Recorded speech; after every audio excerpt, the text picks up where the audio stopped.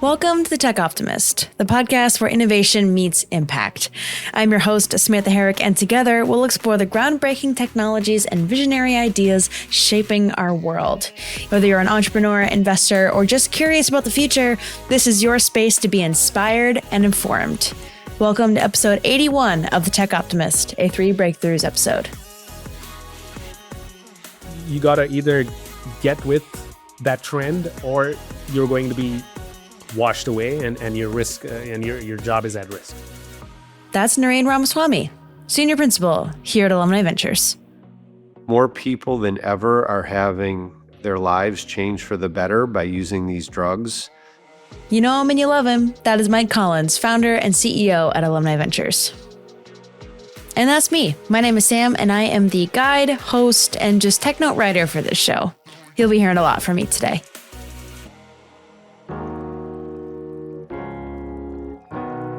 Hello, Optimists. It's your host, Sam here, and wow, today we have a really awesome conversation to share between Mike and Naren that happened a few weeks ago on today's episode of The Tech Optimist, brought to you by Alumni Ventures. Let me give you the rundown of some of their incredible discussions that happened today. First, they tackled AI in careers. And so Mike and Naren broke down how AI isn't just about automation, it's about evolution. Naren highlighted how tools like generative AI are helping people reskill, adapt, and thrive in a job market that's changing faster than ever. Then came GLP-1 drugs, the game-changing treatments for obesity and diabetes. Naren and Mike took the lead, sharing insights into how these drugs are transforming public health, while Mike explored the ripple effects, from reshaping wellness industries to cultural perceptions of health and weight loss. And to cap it all off, they dove into the evolution of elections. From podcasts becoming major platforms for candidates to AI driving campaign strategies, Mike and Naren unpacked how technology is rewriting the rules of democracy. Real quick, we're going to take a quick break to hop into an AV ad and a disclaimer, and then I promise I will hand the mic over to Mike and Naren. So, hang tight. Do you have a venture capital portfolio of cutting-edge startups? Without one, you could be missing out on enormous value creation and a more diversified personal portfolio. Alumni Ventures, ranked a top 20 VC firm by CB Insights, is the leading VC firm for individual investors. Believe in investing in innovation? Visit av.vc/foundation to get started.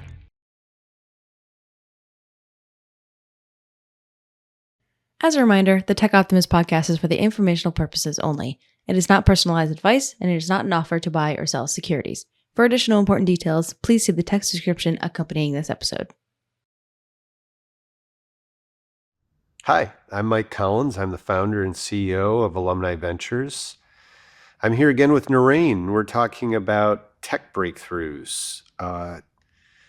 Just every week, something new and exciting, great stuff going on.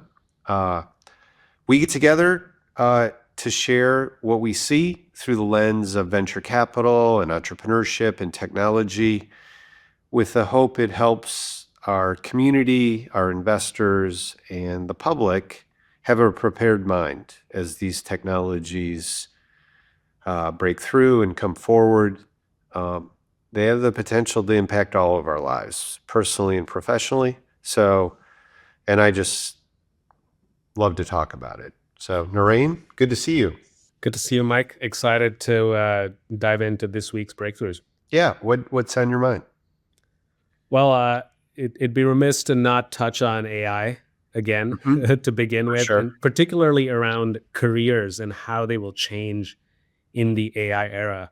And I bring this up as a topic because we've talked about it in the past few episodes, and I want to treat it delicately because this is a revolution that is going to affect jobs.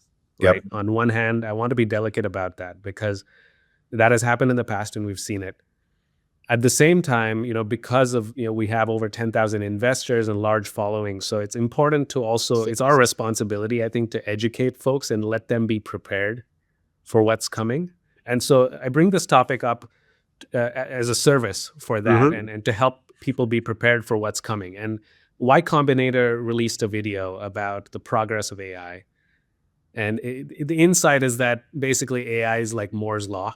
And, we may see plateauing short-term progress, but plateauing, we're going from like 10x to 5x, maybe 3x per year, right? Yeah. That's the plateauing that's happening.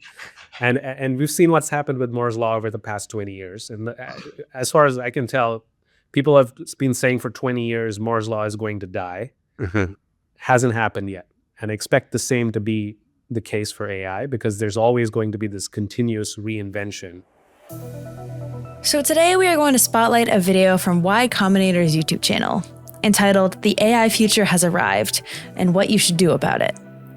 This video that Naren brought up today that we're spotlighting dives deep into how AI is reshaping industries, and the message is clear. The time to act is now.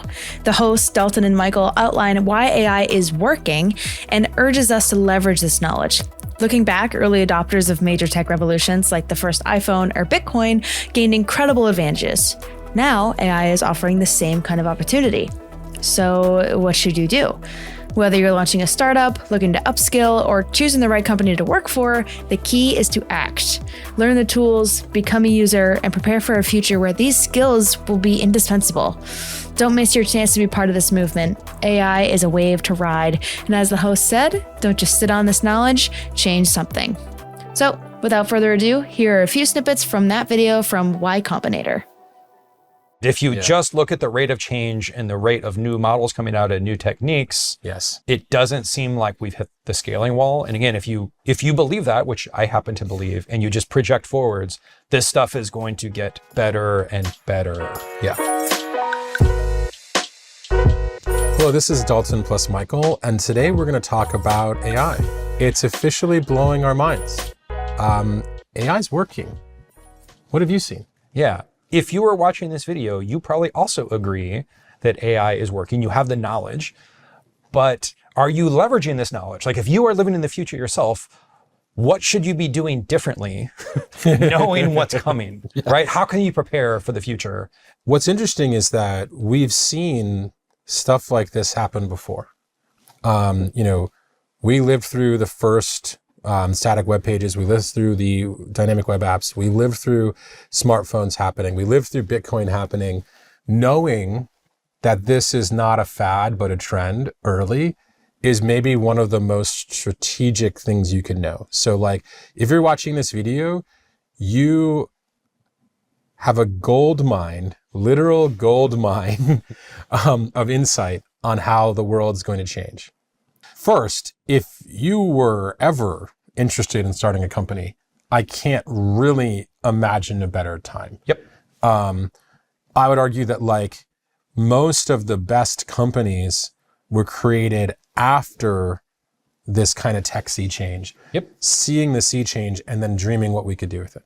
So like, if you were ever inclined to start a company and people are saying to you, oh, this like AI thing is overhyped, or like, oh, there's too many, it's like, no. Again, you can look to history. You needed there to be enough users and the tech to get good enough for internet startups to really take off. If you started an internet startup in 94, 95, that would have been too early, I think. But it's much better doing it later.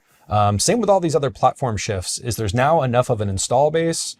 There's now, the models are actually good enough. The tools are good enough. The infra is good enough. It still is like a good time. You Definitely. can build applications that were unimaginable. And like, we won't go into too many details, but like we literally have seen YC companies be transformed in the last 6 months. Like businesses that weren't working, like started working. I would think really hard about where you choose to work. You want to work somewhere that is adopting these tools and is going to benefit from the adoption of the tools, and where you could be surrounded by people that are very smart at adopting AI tools that you can learn from, versus the folks that are just hoping this all goes away, or that the AI, good luck with that. There are a lot of people that hope the internet would go away. That was definitely a lot easier for business if e-commerce didn't exist. A lot of newspapers, that was the plan, Anyway, you also want to work somewhere where you could be mentored by the folks that are really excellent, right? If you're just imagining this is going to be very important skills in the future and for how we live our lives, working in a place where the tools are great and the people using the tools are also great and can teach you about them, that is really smart, right? Again, imagine it's 2001 and you could work at a place like Google or another internet native company that was on the cutting edge of Yes. building internet software versus some insurance company or something, Yeah. even if it's a programming job, there's very difference on how much you could learn and upskill yourself between those types of jobs. And I would argue that, startups are adopting these tools faster than big companies. Yep. So there's a really interesting question of like, are you going to get more experience being a first 10 or first 20 employee at a startup that's using AI versus working at that big company where using AI is a political decision and a PR decision and a bureaucratic nightmare? Like, be careful, because like the learning that's happening in startups right now is far outstripping what's happening in most large companies. And then maybe last but not least, don't do nothing. Like, I think that's maybe the meta point of this entire video. Change something in response to this. Yeah, you know something that other people don't know. Yes. Capitalize on that knowledge. Don't sit on it. Like, it's not, like the knowledge isn't going to have any interest. You got to do something with the knowledge. And man, the earlier you do it, the more leverage you're going to have. This is going to, as a result, impact roles beyond coders. Today, software engineering is one of the beachhead markets that AI is disrupting. But in the span of a couple years, I think we'll see project management, operations, marketing, design, all of these roles integrated with AI tools. And you got to either get with that trend or you're going to be washed away and your risk and your job is at risk. It's one of the areas that we get asked a lot about from our investors and our community members. It's one of our more common questions that comes, we talk about personas that we have, and, we definitely have a persona of our community that is very much kind of life visionaries. So they definitely are in VC in this space to invest, but they're also very concerned for themselves and their family and their kids about where the world's heading. And they want to be sure that, from an educational standpoint, from a career standpoint, that, that they're on trend and their kids are going to be well positioned. And so, I appreciate you really bringing up the topic because, it is a delicate one. There is pain and suffering and opportunity and great gains. Both are true. All of them combined. Yeah. All of that combined, but at a pace perhaps that is quicker and more pronounced than we've seen before. I don't know about that. Timing is always really, really tricky, and it is likely to be uneven by sector, by background, by opportunity. So it will be uneven. So, an economist can sit back and say, oh, these technology innovations and breakthroughs, they're net positive. And they're accretive and look at overall numbers and standard of living. But if it's your family and your job and your son or daughter who, studied for 4 years to do something that is now kind of obsolete, you don't really care about what the economist has to say. So, and to that point, so what can you do, right? Yeah. You have the storm coming. It's going to disrupt your life and everyone else's. What can you do to get prepared? I think that's what the Y Combinator video actually really touches on, which says, join a company. It does not have to be AI native. Join a company that is using AI tools or adopting them and trying to be ahead of the trend. That's the best thing that you can do. You're going to stay abreast with the trends and you're upskilling yourself. Training yourself to use these tools is how you're going to be marketable. And, we're doing that ourselves on a day-to-day basis, candidly. Yeah. And so I think that was a good insight for me. No, and just again, to bring it home that, we're busy venture capitalists, but we actually spend an hour a week as an executive team talking about nothing but how we and our teams are using AI. That's how important we think it is to lean into these tools. I would also say, again, when I'm kind of over dinner speaking to investors or friends that ask me this question, I also come back to something you and I have talked about, which is this, shadow trend, which is the bespoke economy.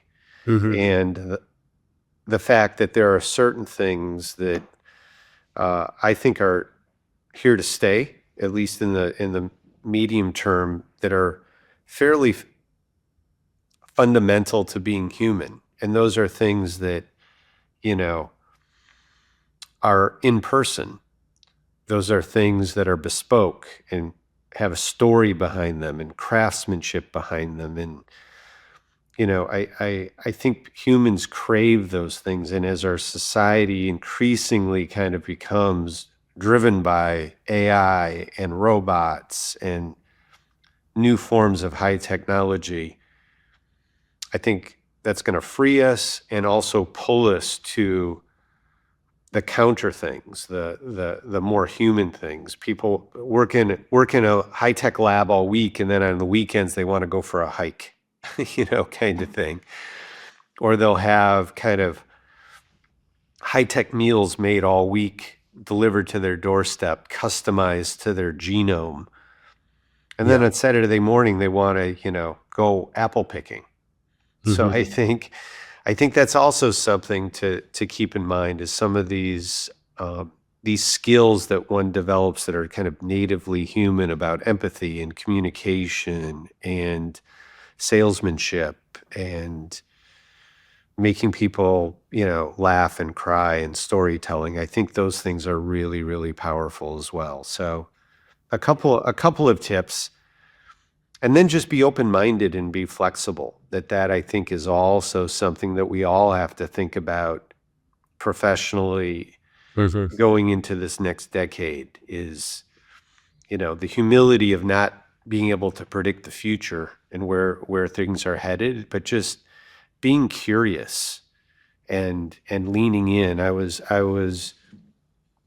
joking with our CTO today, who, Andrew and I are probably two of the more senior members of our team. And, we joke that sometimes we run into a, 25-year-old who in our view is kind of stuck in their ways when it comes to like using new technologies or trying new things. So it's very interesting how quickly, unless one exercises the muscle of curiosity and trying new things and being open-minded, that we can burn those things in pretty quick. And it's one thing I would encourage, again, parents to look for in education for their kids, is learning kind of open-mindedness and flexibility and the ability to learn and adapt and grit, and some of these characteristics that are kind of professionally agnostic. I mean, again, just to date myself, when I graduated from college in 1986, there was no internet, there was no iPhone, there was no, the Magnificent Seven companies either didn't exist or were kind of startups, kind of thing. So, the world in just my professional lifetime has changed, 10x. And I think we're likely to see a similar revolution, but probably, over 10 years, not 30. So Exactly. you got to lean in, kind of thing. Yeah. For sure. Sit tight. Don't go anywhere. We got to take a second for a break. Exceptional value creation comes from solving hard things. Alumni Ventures Deep Tech Fund is a portfolio of 20 to 30 ventures run by exceptional teams who are tackling huge opportunities in AI, space, energy, transportation, cybersecurity, and more. These game-changing ventures have strong lead venture investors and practical approaches to creating shareholder value. If you are interested in investing in the future of deep tech, Visit av.vc/deeptech to learn more. So I want to also, again, one of the other big technologies is I just want to spend just a couple more minutes giving, again, just some updates on things going on in peptide research and GLP-1 stuff. We've talked about this before, but I thought it was, again, really important looking at the numbers. I want to make 2 points, which is more people than ever are having their lives change for the better by using these drugs. I think we're starting to see this reflected in some numbers from public companies related to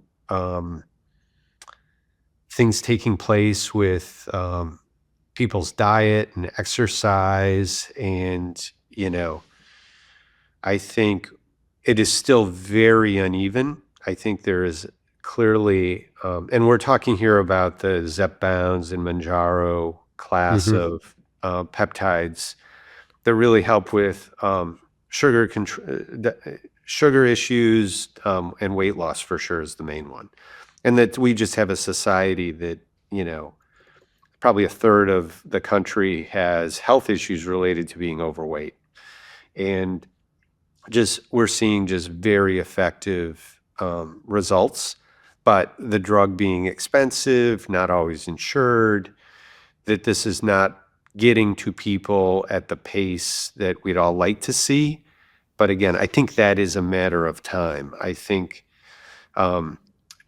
we continue to, those of us that watch the drug pipeline continue to see really things getting closer and closer, which like next generation drugs are coming over the next year or two.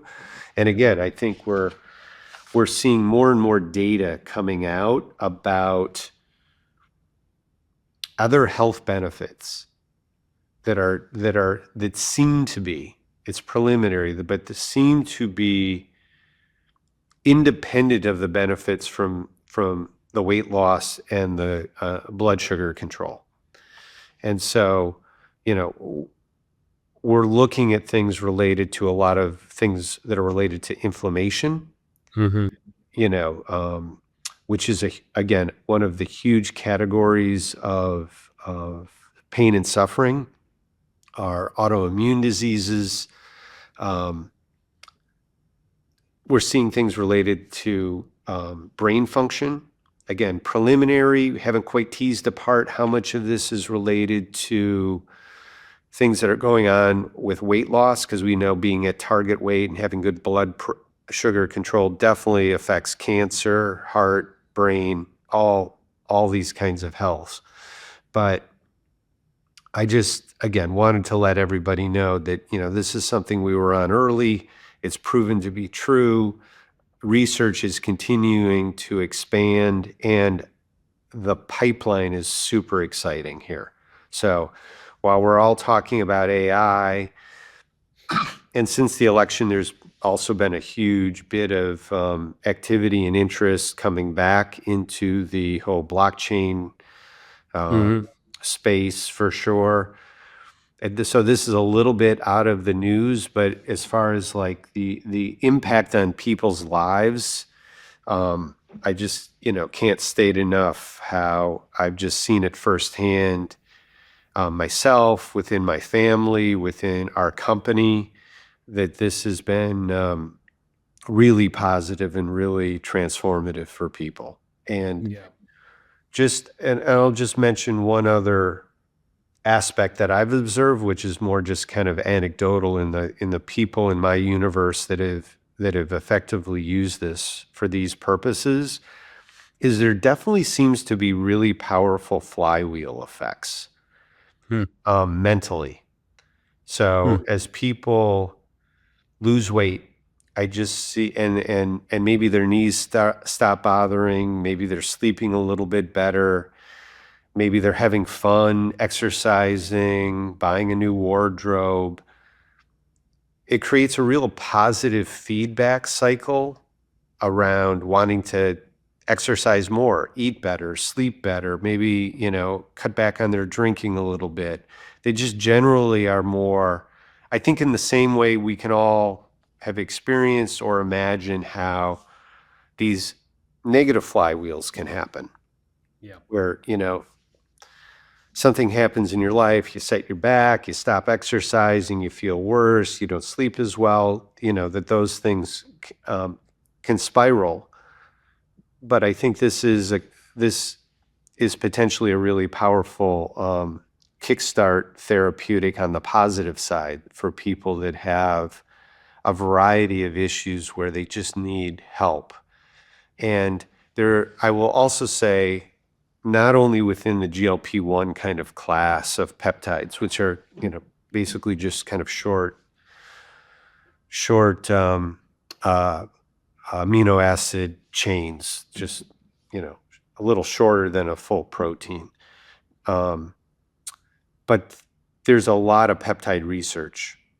So this is an area of really exciting work being done. And again, coming back full circle to AI and some other new technologies from DeepMind at Google, protein folding. These things are the ability to discover, test at a much faster pace without the same hassle by being able to model things in software versus, a very old, arduous clinical process. Again, I think this is an area that just underscores we should also be very optimistic about health. Yeah. And I want to underscore, Mike, that I think this is going to be bigger than AI. Yeah. I'll go out and say it because we're already seeing reports that entire states in the US, 6% of the population is on one of these drugs. Yeah. Right. And talk about consumer adoption at a wide scale. Like that's the kind of adoption we want, rapidly growing startups to have. Yeah. It's a humongous number. And we're going to see a flood of new access. You touched on the lack of exposure or the shortage, the drug shortage. Medicare has, said that they will be negotiating the price for Ozempic in the next couple of years. That's going to unleash a flood of access, especially for those that insurances that don't cover it. And there's also a whole slew of compounded drugs that are entering the market, plus oral versions of the drug. And it's that's really going to, break free the gates. I mean, right for now, more adoption. people are aware on the Upper West Side and in Hollywood, but they're less aware, in some urban neighborhoods where there can be a food desert. So, it's going to take time. These things, unfortunately, don't go as quickly as we like. But I think it is what I have seen is technology is a very powerful force.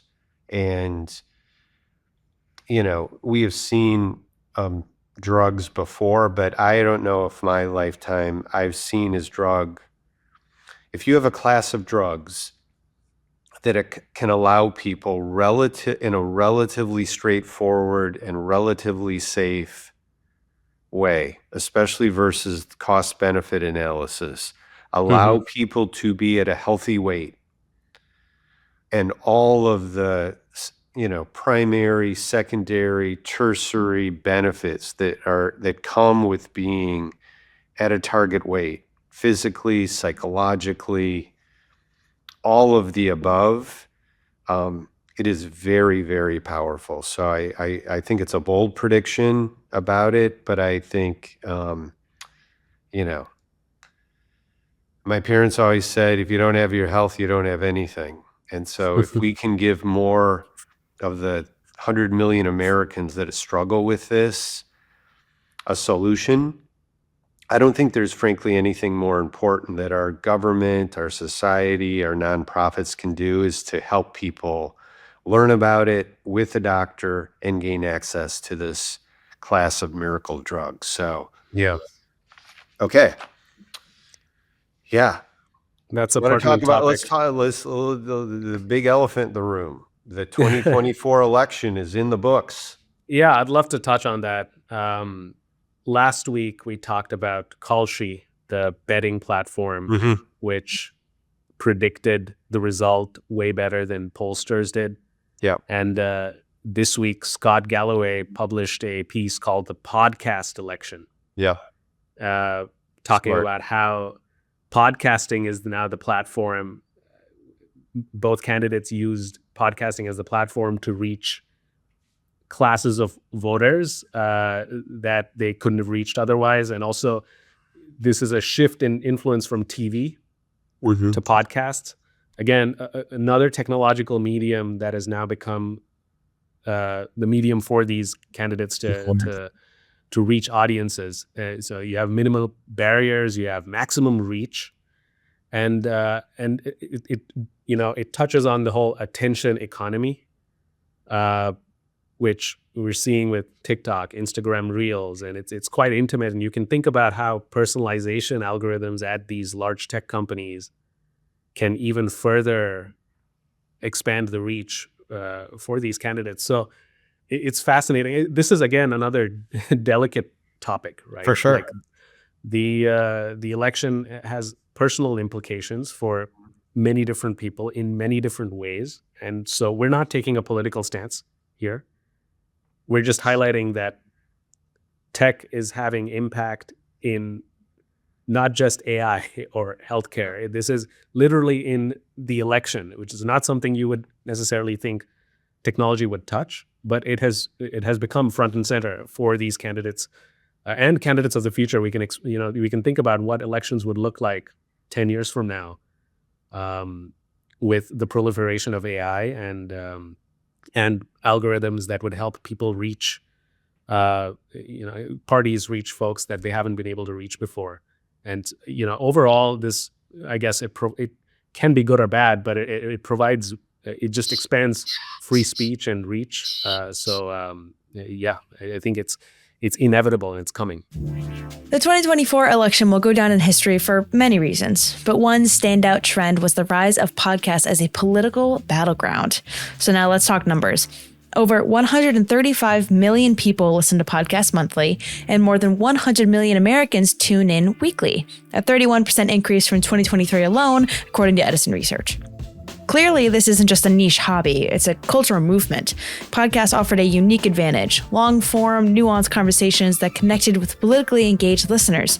In fact, 81% of podcast listeners reported voting in the 2020 election, making this audience a gold mine for candidates. Mike and Naren, again, are going to dive into this a little bit more, but former President Trump and his running mate, J.D. Vance, leaned heavily into this medium.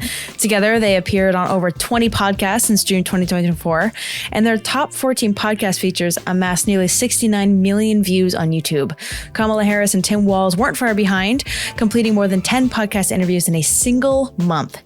Podcasts provide candidates the time to dive deep into substantive issues, something often missing in traditional media soundbites. Second, the intimate and candid format builds trust and reliability. Finally, podcasts allow campaigns to tailor their messaging to specific demographics, leveraging the highly engaged nature of podcast audiences. One clear example is how Trump's campaign appearances as a significant factor in their eventual victory. By prioritizing platforms with millions of followers, they generated word-of-mouth buzz that resonated far beyond their initial audience. Meanwhile, Harris's campaign demonstrated that even in a more traditional Democratic strategy could thrive in a podcasting space as well. This shift marks a turning point in how Americans are consuming media. As candidates increasingly prioritize podcasts over traditional outlets, we see the beginnings of a media transformation that could shape elections for years to come. Now, a bit of reflection. So what does this mean for future elections? What is the world and the podcast space going to look like in 2028 when our next election cycle comes around? As time passes, we can see campaigns placing even more emphasis on these platforms. Does it mean these campaigns produce their own podcasts?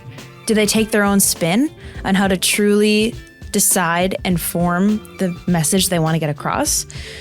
But this also raises questions on how this format will evolve to balance accessibility and authenticity. And what happens when every candidate competes for space in an already crowded medium? Something to stir on and think about.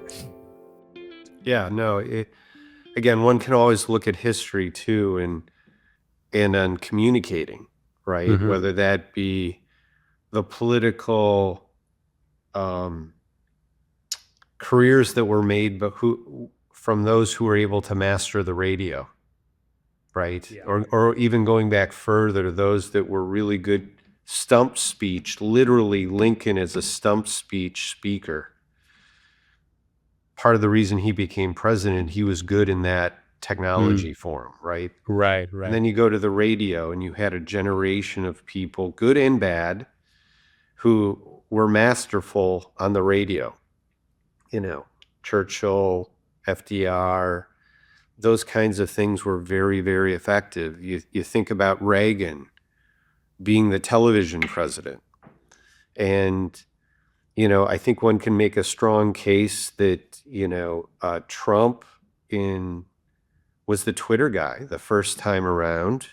And then, technology moved on a bit, and, this was the podcast election.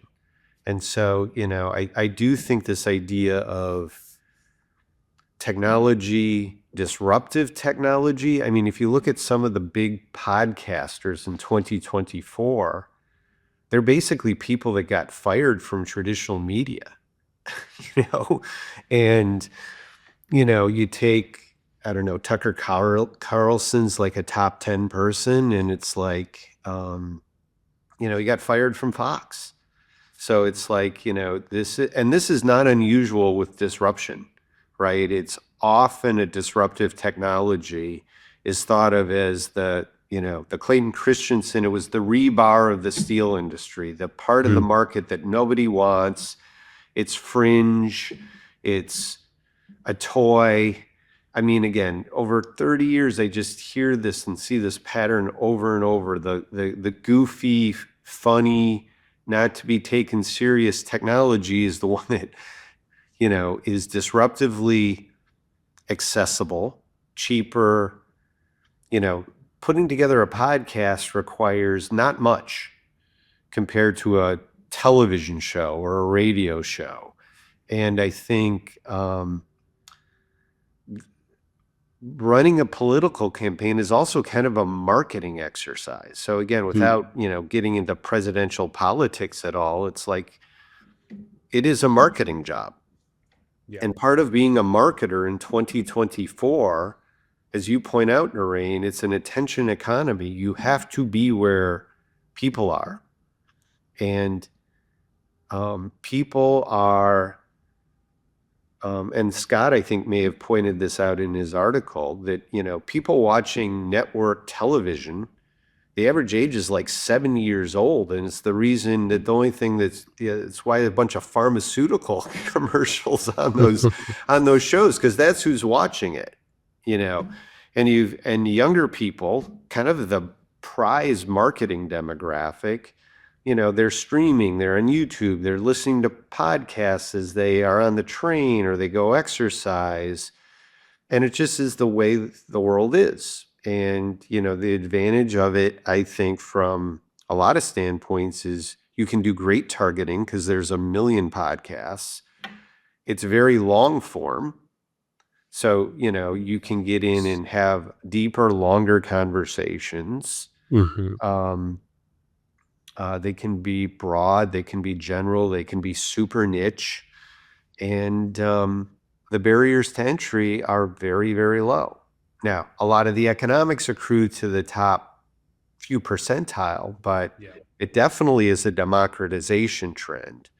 And I do think that, whether it's politics or selling soap or, being in the venture community, if you're going to get your message out for your brand personally or for your company or your fund or your startup, you've got to be where people that you want to reach are and use the tools available to you. So I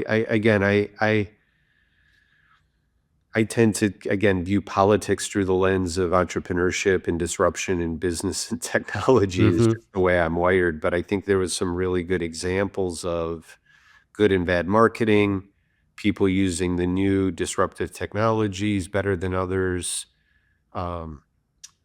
Market segmentation. I think Mark Cuban wrote a really nice piece about advice about, hey, you really need to get into who you're trying to reach and maybe think about, how do I get to these people, given the landscape of communication and technology and the way people live and work in 2024. It's like, you and I talk about defense tech, and, so many countries build their military to kind of fight the last war, right? Kind of thing. And through necessity, people work with what they have. And so, I do think that accelerates the disruptive process a bit. When you have no other option professionally, you start a podcast. So it's like, and then you find out, hey, and this has been true with comedians as well, right? Oh, I lost, Conan loses his late night gig and, figures out, hey, there's a pretty good world here just going direct with, a couple of microphones and, my native skill. So, Yeah. All right. Hey, good episode again. Good chatting with you. Likewise. Great conversation, Naren. We'll do it again. Thanks, Mike. Have a good All one. right. Be well, Bye. everybody. Thanks again for tuning into the Tech Optimist. If you enjoyed this episode, we'd really appreciate it if you'd give us a rating on whichever podcast app you're using, and remember to subscribe to keep up with each episode.